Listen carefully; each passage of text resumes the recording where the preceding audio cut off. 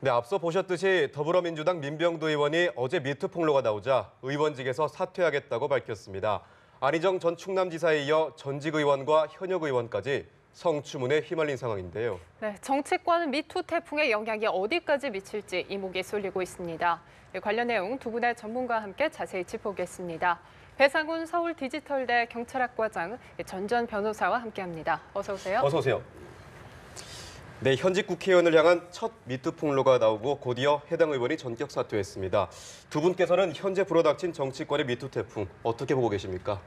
사실 이렇게 전혀 아무런 일면식도 없는 상황에서 폭행으로 어떤 성폭행 추행을 하기는 어려워요. 그래서 현재 불거지고 나오고 있는 이 미투 폭로도 또 어떤 권력관계 구조 하에서 나오는 것들이 많은데 우리가 이 권력관계라고 하면은 또 그 대표적인 것이 정치권 아닙니까? 그래서 범행 당시에는 야인이었다고 하더라도 한번 그 정치권에 발을 들여놨거나 아니면 정치 권력에 기댄 적이 있으면은 그럴 가능성이 있다고 보여져요.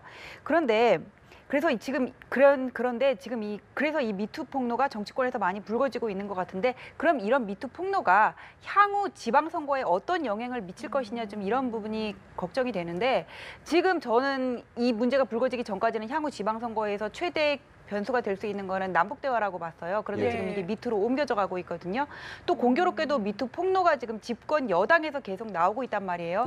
그렇다면은 진보가 여태까지 주장을 했던 거는 어떤 도덕적인 우위성이고 보수는 실용성이에요. 그럼 유권자가 볼 때 그 도덕적인 우위라는 게 일종의 위선이 아니었냐 그런 배신감을 느낄 수가 있을 것 같은데 다만 이 미투 문제의 본질은 권력 관계가 아니라 어떤 약자에 대한 인권 침해거든요. 그래서 그 관점에서 이거를 바라볼 수가 있을 것 같고 어제 민병두 의원 부인이 뭐라 그랬냐면 이거는 권력형 성추행이 아니다. 다른 문제다. 이렇게 얘기를 했는데 권력형 성추행이건 아니건 피해자가 받는 그 아픔의 정도에는 차이가 없거든요. 좀 이런 부분에 착안을 해서 우리가 이 문제의 본질을 직시해야 되겠다는 생각이 듭니다.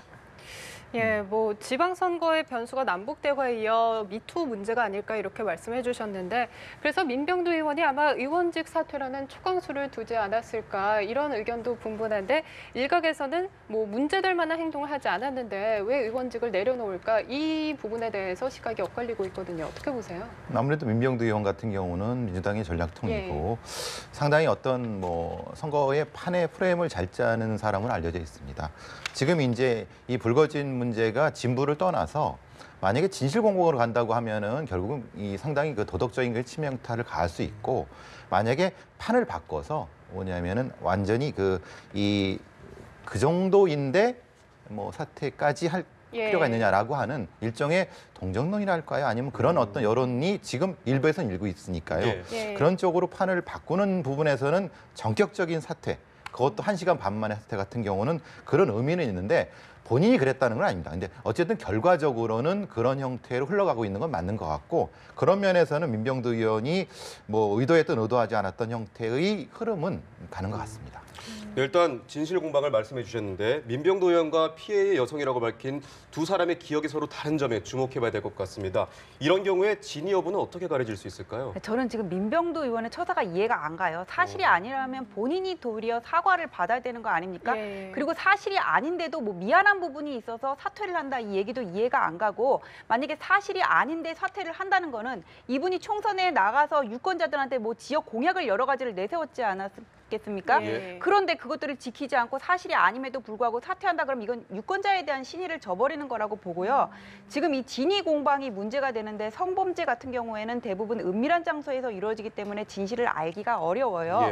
그래가지고는 어떤 피해자 진술이 얼마나 구체적인지 그리고 그 이전에는 둘이 어떤 관계였는지 그 이후에 누군가한테 SOS를 청한 일이 있는지 아니면 기록은 없는지 이런 부분들을 보게 되거든요. 근데 이 사건 같은 경우는 2008년에 이루어졌다고 하는데 2013년 6월 이전에는 성범죄가 친고죄이기 때문에 고소기간이 1년입니다. 이미 1년 훨씬 지났잖아요. 그래서 어떤 수사가 재개될 가능성은 없다고 봐요. 그래서 이 성범죄 피해자들 같은 경우에는 명심해야 될 게 뭐냐면은 진위 여부가 나중에 진실 공방의 문제로 불거질 수 있기 때문에 일단 본인이 뭔가 피해를 당하면 다이어리가 되든 메모가 되든 이거를 구체적으로 좀 더 이렇게 메모를 해야 되고요.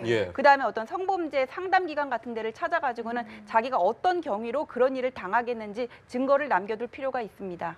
예, 증거가 될 만한 자료를 남겨야 된다 이렇게 말씀해 주셨는데 그런데 이제 본인의 사퇴에 이어서 또 주목해 볼 만한 부분이 아내의 입장 발표였거든요. 본인의 SNS를 통해서 남편다운 결정이라고 보도하면서 권력형 성추행과는 다르다고 언급을 했던데 어떻게 보세요? 이 부분에 대해서는? 기본적으로 이제 민병두 의원의 부인께서는 여러 가지 면에서 예. 봐서 지금 얘기되고 있는 뭐 교수와 학생 그리고 연출가와 배우 그리고 이 관계 그러니까 절대적인 어떤 전력 관계는 적어도 아니지 않느냐. 왜냐하면 그 당시에는 민병두 의원과 이 피해자라고 주장하는 사람은 전직 의원과 그 지지자 혹은 뭐 같이 트래킹을 갔던 사람이기 때문에 서로 간에 무엇을 주고받을 수 있는 상태가 아니고 일방적으로 주고받을 때 아니고 예. 그렇기 예. 때문에 그렇게 이제 부인께서는 주장하시는 거고 그러니까 결이 다르다라고 예. 하셨지만 아까 변호사님 말씀하신 것처럼 결은 다를지 몰라도 뭐 피해의 상처는 뭐 같을 수 있기 때문에 그렇지만은 그런 면에서 부인이 이런 얘기를 한다는 것 자체는 여자분이지 않습니까? 조금 더 이제 적극적인 형태의 부인을 변호하는 쪽으로 가는 건데 근데 이제 문제는 이것이 역풍을 맞을 수도 있죠. 왜냐하면 네. 결국은 본인의 주장만 하는 거고 결국은 한마디라도 앞에서 그 피해자에 대한 공감 정도가 약하지 않았느냐라고 하는 역풍 좀 우려되는 부분이 양쪽이 다 양가의 부분이 있는 것 같습니다. 예, 사실 구체적인 증거가 나오기 전에 의원직 사퇴라는 초강수를 뒀는데 그렇다면 이번 민 의원의 이번 사태가 앞으로 정치권 미투 운동에 어떤 영향을 끼칠 거라고 생각을 하세요?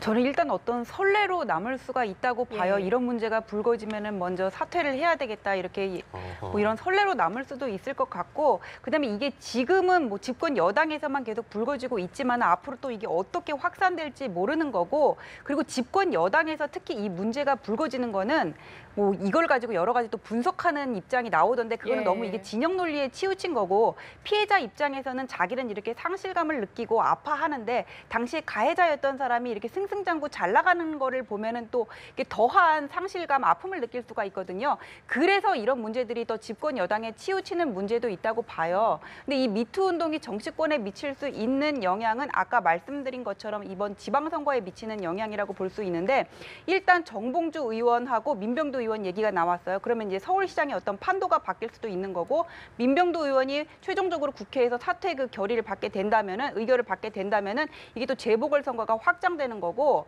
이런 문제들이 있고 또 박수현 대변인 같은 경우에도 예. 이게 충남지사에서 박수현 대변인이 본인 문제도 있지만 안희정 지사를 마케팅의 어떤 주요 공약으로 삼고 있다가 지금 타격을 받고 있어서 여당이 충남지사 자리를 뭐 이게 유지를 못할 수도 있다 이런 분석들이 나오고 있잖아요. 예. 그래서 이 지금 미투 폭로가 향후 지방선거에서 어떤 영향을 미치게 될지는 좀 더 지켜봐야 되겠지만은 현재로서는 중요한 변수가 될 수 있는 것은 맞다고 봅니다.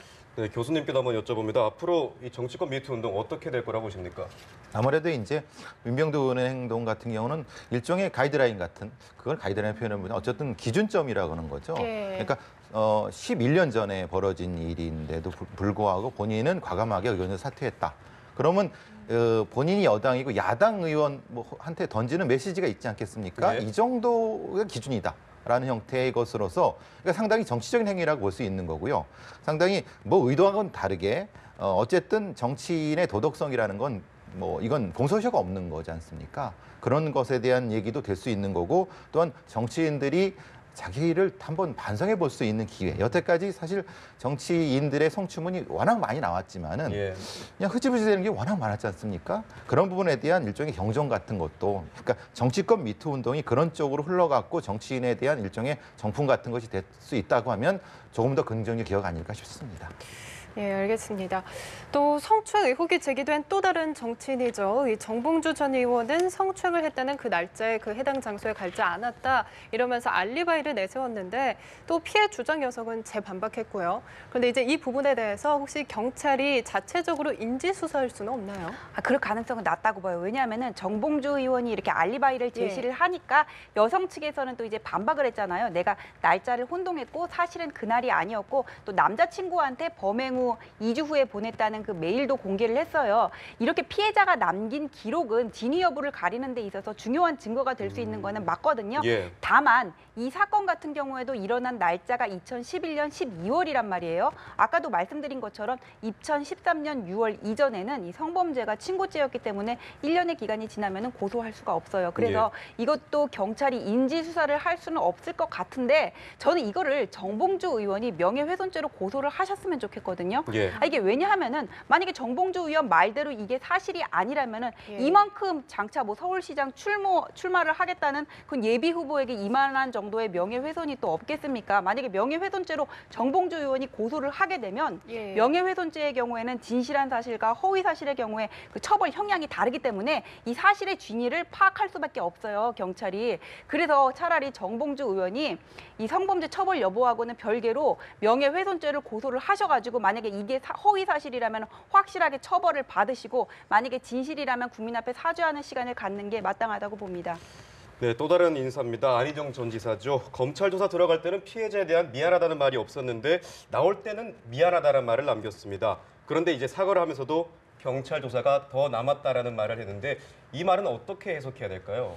아무래도 이제 거의 동시에 조사가 진행되거든요. 말하자면 피해자분이 얘기한 어떤 정황 그리고 말하자면 피고소인이 얘기한 정황 부분이 좀 다른 부분이 있으니까 어떤 정확히 검찰 조사에서는 그것의 재구성이 잘 안 되는 부분이 있을 겁니다. 왜냐하면 서로가 말이 안 맞을 수 있는 거고요. 그리고 안희정 전 지사 같은 경우는 들어가서 얘기한 부분이 사실은 매우 좀 두루뭉술한 얘기를 했을 가능성이 높습니다. 왜냐하면 자기가 어느 부분에서 소명해야 되는 부분을 모르는 상황이지 않습니까? 왜냐하면 피해자가 어떤 부분을 구체적으로 주장하는 부분에 대한 것이 없는 상태라고 보면은 안희정 지사는 두루뭉술하게 얘기했고 그래서 이제 나오면서 조사를 더 받아야 되기 때문에 그 입장 부분은 더 못할 것 같다라는 얘기를 한 것 같고 좀 안타까운 건 그렇습니다. 사실 들어가기 전에도 피해자한테 사과를 했어야 되는 거고 그리고 적극적으로 그게 먼저가 됐어야 되는 거죠. 이게 좀 아쉬운 부분이 있습니다.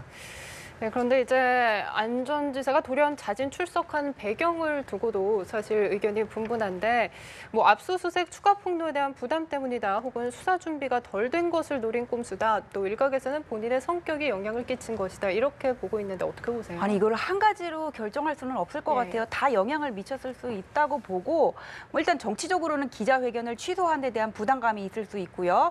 그다음에 법적으로는 이렇게 자진해서 출석을 하면은 검찰이 어떤 구속영장을 청구하는 데 있어가지고는 도주 우려가 없다고 봐가지고는 청구 가능성을 또 이렇게 낮게 할 수도 있는 거고 또 피해자하고 같이 이렇게 조사를 받음으로써 처음부터 피해자가 조사를 하면은 검찰은 뭔가 이렇게 선입견을 가지게 될 수가 있잖아요. 아 이게 고소장에 기재된 내용이 사실이다. 그런데 이게 동시에 수사를 하다 보면은 아 이런 부분은 또 이렇게 생각할 수 있구나 또 이렇게 또 이렇게 의견이 이렇게 굳어질 수가 있어가지고는 그런 부분들을 다각도로 노렸고 이 부분에 대해서는 확실히 변호사의 조언을 받은 것으로 생각이 됩니다.